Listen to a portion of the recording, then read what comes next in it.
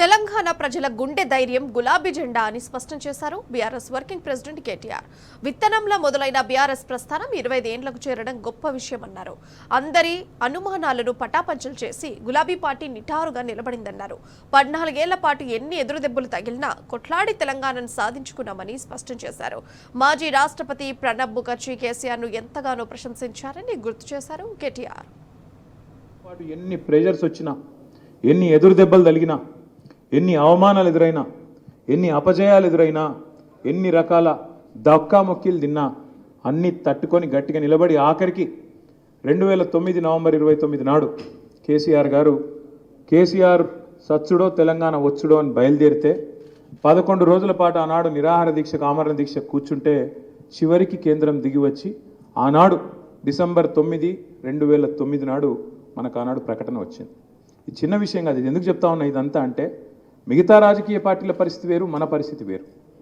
మనము మిగతా రాష్ట్రాల్లో ముఖ్యమంత్రులు ఉంటారు, మాజీ ముఖ్యమంత్రులు ఉంటారు. కానీ ఇక్కడ ఈ రాష్ట్రాన్ని తెచ్చిన వ్యక్తే మొదటి 10 ఏళ్ళు ముఖ్యమంత్రిగా ఉన్నారు, ప్రజల ఆశీర్వాదం. ఇది చాలా తక్కువ రాజకీయ పార్టీలకి ఘనత ఉంటుంది.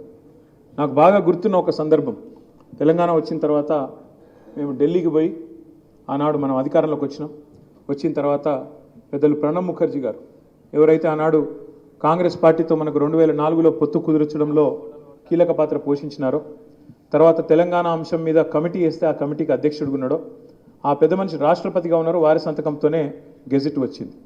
వస్తే వారిని కలిసి ధన్యవాదాలు చెప్తందుకు అందరం పోయినాం, ఎమ్మెల్యేలు ఎంపీలు అందరం పోయినాం. పోతే ప్రణబ్ ముఖర్జీ గారు ఒక గొప్ప మాట అన్నారు కేసీఆర్ గారిని ఆశీర్వదించి. చంద్రశేఖర్ అంటాడు, ఆయన చంద్రశేఖర్ అంటాడు. చంద్రశేఖర్ నువ్వు అదృష్టవంతుడు అయ్యా, చాలామంది ఇది సాధించాలని కలగా ఒకటి పెట్టుకుంటారు, టార్గెట్ పెట్టుకుంటారు. కానీ నిజంగా నువ్వు అదృష్టవంతుడివి. నీ జీవిత కాలంలో సాధించడమే కాదు, సాధించిన ఆ రాష్ట్రానికి మళ్ళీ సారథ్యం వహించే అవకాశం కూడా, అదృష్టం కూడా నీకే దక్కింది. బాగా పనిచేయండి అని చెప్పి ఆశీర్వాదం ఇచ్చింది. అట్లాగే నాకు బాగా గుర్తున్న ఇంకో సందర్భం, ఆనాడు మా ఎంపీలు కొంతమంది 2015 ఆ సందర్భంలో 15-16 ఆ సందర్భంలో ఒకసారి ఎంపీలందరినీ తీసుకొని నేను ఏదో ఢిల్లీలో అరుణ్ జైట్లీ గారు అపాయింట్మెంట్ తీసుకుని ఏదో పని మీద పోయినా. ఆయన ఛాయ్ దాపిచ్చి కూర్చోబెట్టి మాతో ముచ్చట పెట్టుకుంటా ఒక మాట అన్నాడు, నిజంగా మీరు అదృష్టవంతులయా తెలంగాణ వాళ్ళు అన్నాడు. ఎందుకు సార్ అంటే, జనరల్గా రాజకీయ నాయకుల్లో 2 రకాలుగా ఉంటారు. ఒకటి యాజిటేటర్స్, అంటే బాగా లొల్లి పెడతారు, బొబ్బ పెడతారు, విమర్శ చేస్తారు, కొట్లాడతారు, ఏదైనా ఇష్యూ ఉంటే ఫైటర్లు ఉంటారు అన్నట్టు.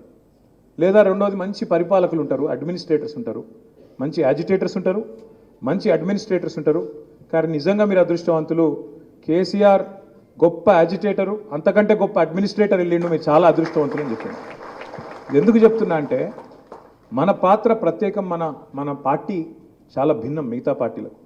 మనం అధికారమే పరమావధిగా పుట్టిన పార్టీ కాదు, అధికారం కోసమే పుట్టిన పార్టీ కాదు. ఆనాడు కేసీఆర్ గారు పార్టీ పెట్టినప్పుడు 2-3 గొప్ప మాటలు చెప్పినారు. ఆర్ఎస్ఎస్ నుంచి ఆర్ఎస్యు దాకా అందరినీ కలుపుకపోతా, తెలంగాణ కోసం అవసరమైతే బొంత పురుగునైనా ముద్దాడుతా, కుష్టి రోగినైనా కౌగిలించుకుంటా అన్నాడు. అందుకే ఎప్పటికప్పుడు రాజకీయ ఎత్తుగడల్లో భాగంగా రాజకీయాల్లో అల్టిమేట్గా ప్రజాస్వామ్యంలో ఓటు ద్వారానే తెలంగాణ సాధించాలి, సీట్ల ద్వారానే సాధించాలి, రక్తం చుక్క చిందొద్దు, మళ్ళా మన పిల్లలు ఎవరు సావద్దు అని చెప్పి పట్టుబట్టి కమిట్మెంట్తోని చాలా ప్రయత్నం చేశారు.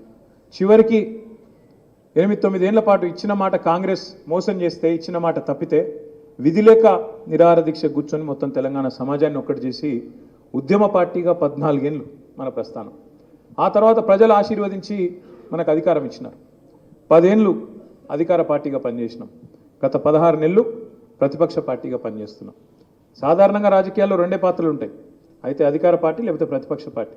కానీ మనకు ఉద్యమ పార్టీగా 14 ఏళ్ళ చరిత్ర ఉంది, 10 ఏళ్ళు అధికార పార్టీగా ఉన్న చరిత్ర ఉంది. ఇప్పుడు 1.5 కాలంగా ప్రతిపక్ష పాత్ర కూడా పోషించినాం. ఏ పాత్ర ప్రజలు ఇచ్చినా ఆ పాత్రలో ఇమిడిపోయి బ్రహ్మాండంగా ఆ ప్రజలకు ఒక గొంతునిచ్చింది ఖచ్చితంగా ఈ గులాబీ జెండా అనే మాట చెప్పక తప్పదు.